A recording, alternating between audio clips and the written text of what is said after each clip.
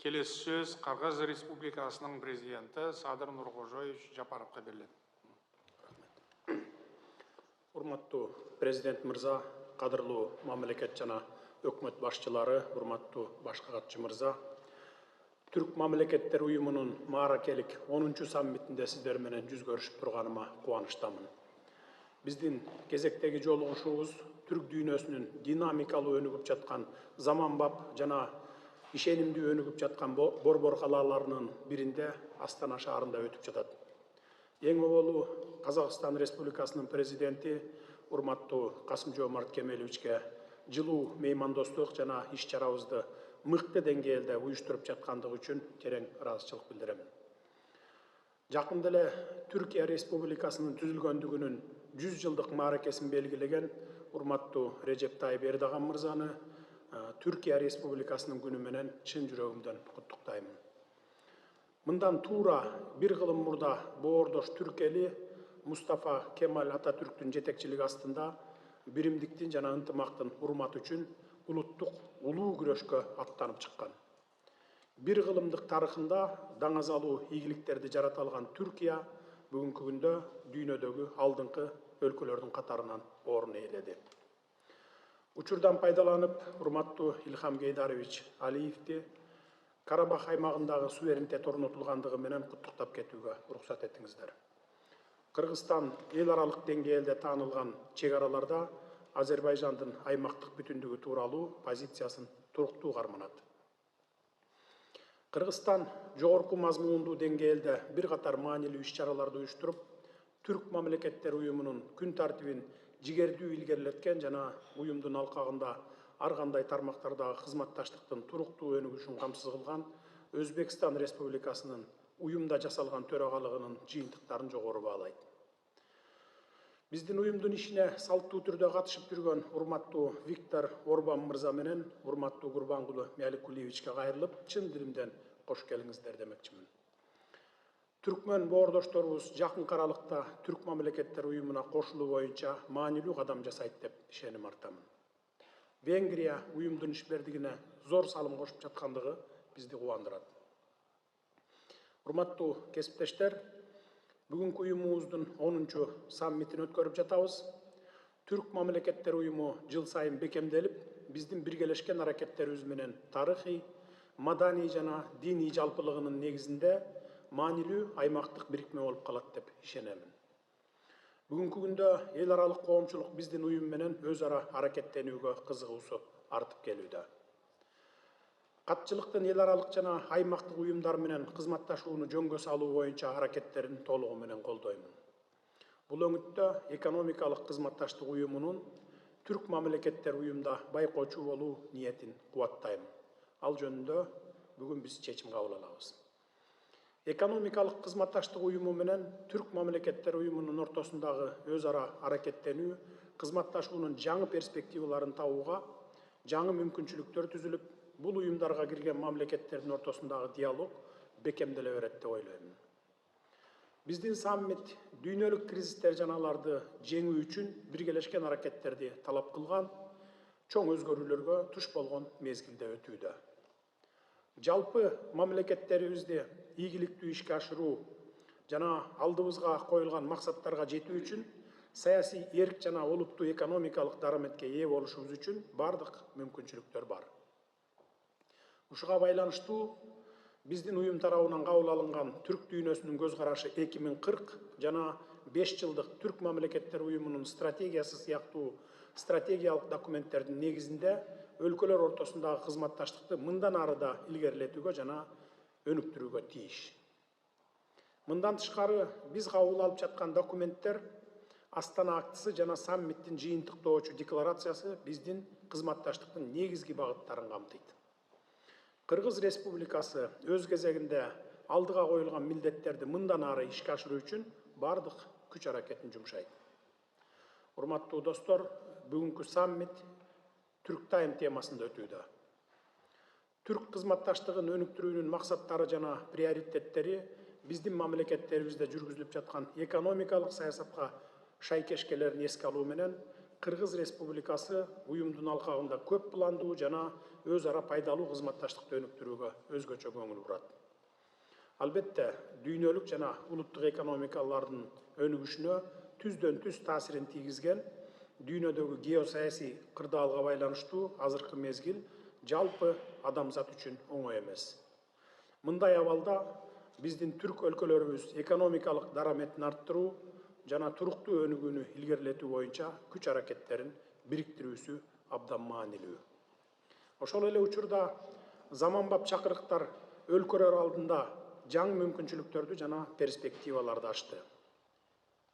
Түрк экономикалык кызматташтыгынын маанилүү натыйжаларынын бири катары Түрк инвестициялык фондун түзүүнү кубануу менен белгилейм. Фонддун ишин баштоо структуралык өзгөрүүлөр маалда өзгөчө актуалдуу.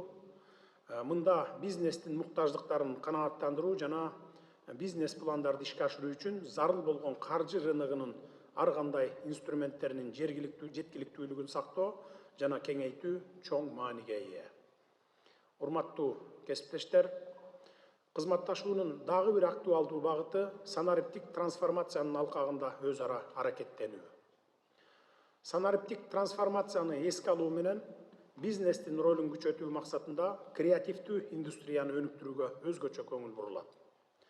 Кыргызстанда ишмердиктин 99 түрүн камтыган креативдүү индустрия паркы түзүлгөн. Ал салыктын эң ыңгайлуу шарттарын камсыз кылат, ошондой эле географияга же жайгашкан жерге көз каранды болбойт. Учурдан пайдаланып, келе жаткан 2024 жылы Кыргыз Республикасында Түрк мамлекеттер уюмунун мүчө мамлекеттеринин санариптик форумун уюштурууну сунуштаймын. Ишкердикти колдоону жана өнүктүрүүнү, көмүскө экономиканын деңгээлин төмөндөтүүнү, эл аралык рейтингтерде позицияны жакшыртууну, салыктык башкарууну оптималдаштырууну, ишкерлердин укуктарын жана кызыкчылыктарын коргоону камтыган 2026 жылга чейин бизнестин ишкердик күн тартиби ишке ашырылууда.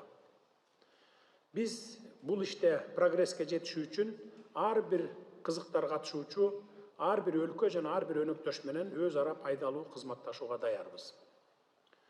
Бүгүнкү күндө санариптик технологиялар калктын жана бизнестин ыңгайлуу жашоого болгон керектөөлөрүн гана чечпестен, санариптик экономиканын контурларын жана мазмунун аныктайт. Биздин экономикалык күн тартибибизде соода, транспорт, бизнес, бажы жана чек ара тармактарына санариптик технологияларды ырааттуу түрдө ишке киргизүү биздин өнүгүү максаттарыбызга бир кыйла деңгээлде жетишүүгө жакшы мүмкүндүк берет. Урматтуу делегация башчылары, белгилүү болгондой, тез өзгөрүп жаткан ааламда почта кызматтары кабарлар менен алмашуу, почта жөнөтүүлөрүн ташуу жана акча которууларды жүргүзүүдө маанилүү ролду ойнойт. Кыргыз Республикасы почта кызматтары чөйрөсүндө эл аралык кызматташтыкты өнүктүрүү үчүн жигердүү иш алып барууда. Кыргыз Республикасынын Түрк мамлекеттер уюму алкагында жемиштүү кызматташуусун эске алуу менен төмөндөтүлгөн тарифтер боюнча почта алмашууну өнүктүрүү концепциясын ишке ашыруу үчүн жумушчу тобун түзүү жолу менен Түрк мамлекеттер уюмуна мүчө мамлекеттердин почта операторлорунун ортосунда кызматташууну сунуштаймын. Экономикалык кызматташтыктын дагы бир маанилүү багыты түрк өлкөлөрүнүн өндүрүүчүлөрү менен ишкерлеринин биригүүсү үчүн жагымдуу шарттарды түзүү болуп саналат. Ийгиликтүү өткөрүлгөн түрк бизнес форумдары экономика тармактарында биргелешкен долбоорлорду илгерилетүүдө өз ара кызыкчылыктын бар экендигин айгиленейт. Мындай долбоорлорду жүзөгө ашыруу бүтүндөй түрк аймагынын экономикалык дараметин жогорулатууга мүмкүнчүлүк жаратат. Ушуга байланыштуу түрк өлкөлөрүнүн ишкерлер чөйрөсүнүн соода байланыштарын, жеткирүү чынжырчаларын жана жалпысынан интеграциялык процесстерди тездетүү максатында кийинки түрк бизнес форумун Кыргыз Республикасында өткөрүүнү сунуштаймын.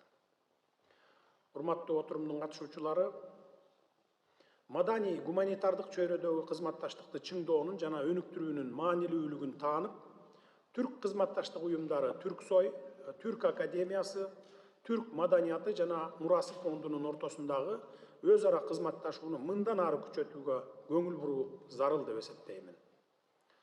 Түрк мамлекеттер уюмуна мүчө мамлекеттерде туристтик дарамет өнүктүрүүнүн ролун жогору баалап, туристтик индустрияны өнүктүрүүгө багытталган биргелешкен аракеттерди көрүүгө чакырам.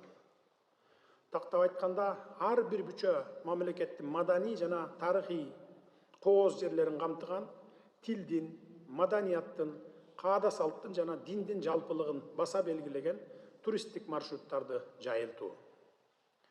Ушул өңүттө 2025 жылы Жалалабад шаарын түрк дүйнөсүнүн туристтик борбору деп жарыялоону сунуштагым келет. Жалалабад шаары улуу жибек жолунун бир бутагында жайгашкан, анын тегерегинде көптөгөн тарыхый жана маданий туристтик жайлар, анын ичинде дүйнөдөгү ири жаңгактуу койлорунун бири болгон Арсланбоп жайгашкан.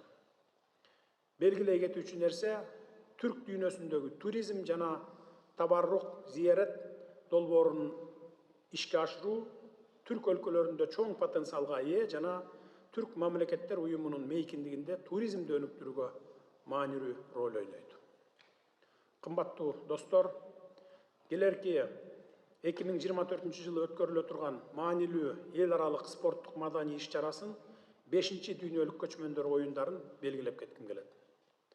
Спорттун салттуу түрлөрүн жана оюндарын мындан ары сактоо максатында Кыргыз Республикасы негиздеп түптөгөн дүйнөлүк көчмөндөр оюндарынын этноспорт иш-чаралар программасына улуттук оюндардын катарында Кыргыз улуттук оюндарынын, мисалы Көкбөрүнүн болушу зарыл деп эсептейм. Биз бул масштабтуу иш-чараны өткөрүүдө казак туугандарыбызга ийгиликтерди каалайбыз жана бардык түрк өлкөлөрүн активдүү катышууга чакырамын. Урматтуу делегация башчылары, Кыргыз Республикасы 2024 жылы кезектеги саммитти Кыргыз Республикасында кабыл алууга даяр. Жагымдуу мүмкүнчүлүктөн пайдаланып, сиздерди Түрк мамлекеттер уюмунун 11-чи саммитине катышуу үчүн Кыргызстанга келүүгө чакырамын. Биз уюмдун ишенимдүү өнүгүшүнө, түрк өлкөлөрүнүн ортосундагы конструктивдүү жана жемиштүү кызматташтыкты, достук жана ынак коңшулук мамилелерин чыңдоого өз салымыбызды кошууга ар дайым даярбыз. Кымбаттуу достор, сөзүмдүн соңунда Казакстан тараптын төрагалыгына жардам бергенге даярбыз. Касым-Жомарт Кемеловичтин төрагалык ишине ийгиликтерди каалайбыз. Саммитти даярдоо иштери үчүн уюмдун башкы катчысы Кубанычбек Өмүралиев мырзага жана жалпы катчылыктын командасына ыраазычылыгымды билдирип, мындан ары жаңы ийгиликтерди каалаймын. Көңүл бурганыңыздарга